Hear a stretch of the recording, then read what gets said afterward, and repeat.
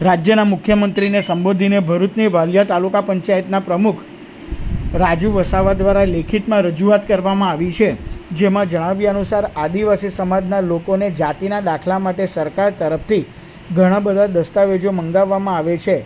દસ્તાવેજ જરૂરી પણ છે, પરંતુ 4 પેઢીના પેઢીનામાના દસ્તાવેજની માંગણી કરવામાં આવી રહી છે. આદિવાસી સમાજ શિક્ષણથી ઘણો વંચિત છે.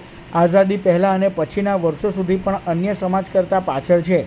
માંડ 10 થી 15% આદિવાસી સમાજના લોકોની સ્થિતિ સારી છે, જેઓને જાતિના દાખલા કઢાવવા માટે કોઈ અગવડતા પડતી નથી, પરંતુ 80% લોકો પોતાની બીજી પેઢી માંડ યાદ છે ત્યાં ત્રીજી અને ચોથી પેઢીના નામો ક્યાંથી મેળવે અને પેઢીનામું બનાવી શકતો નથી, જાતિનો દાખલો કઢાવી શકતો નથી. જાતિના દાખલા વિના હકદાર હોવા છતાં સરકારના લાભોથી વંચિત રહેવાનો વારો આવ્યો છે, ત્યારે 80% જેટલા લોકોને જાતિના દાખલા કઢાવવા ઘણી મુશ્કેલી ઊભી થઈ છે. તેવામાં જાતિના દાખલા માટે બીજી પેઢીના નામોથી પેઢીનામાના જાતિના દાખલા માટે કાઢી શકાય તેવી સૂચના આપવાની માંગ કરવામાં આવી છે. સરકારશ્રીને કહેવા માગું છું કે જે આદિજાતિના દાખલાઓ જે મામલતદારમાં જે લોકો લેવા જાય છે એને ઘણી તકલીફો પડે છે.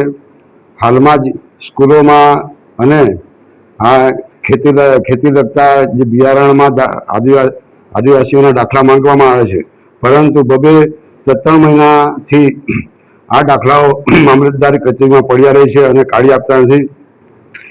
પરદાદા સુધી જે પેઢીનામાની વાતો કરે છે, તો હું આ સરકારને કહેવા માંગુ છું કે તમે સબકા સાથ સબકા વિકાસની વાતો કરે છો, તો આ મામલતદાર કલેક્ટર અને અમને સૂચના કરો કે જે આદિવાસી ખરેખર વર્ષોથી અનાદિથી અહીંયા વસેલા છે, એમને તમે આટલું બધું હેરાન શા માટે કરો છો?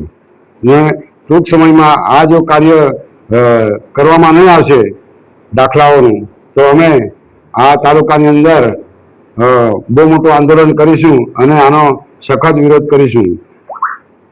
દાખલાઓ જ્યારે ખરાઈમાં તમે કરવા માંગો છો, ત્યારે ગણપતભાઈ વસાવાને પણ તમે ટાર્ગેટમાં લો. જાતિના દાખલા આ લોકોએ આપેલા છે, પ્રમાણપત્રો એ લોકોએ આપેલા છે, તો શા માટે અસલ આદિવાસીઓને તમે હેરાનગતિ કરવા માંગો છો? એના પરથી તમે શું સાબિત કરવા માંગો છો એ અમારે આ વાલિયાની અને ભરૂચ જિલ્લાની જનતા જાણવા માંગે છે.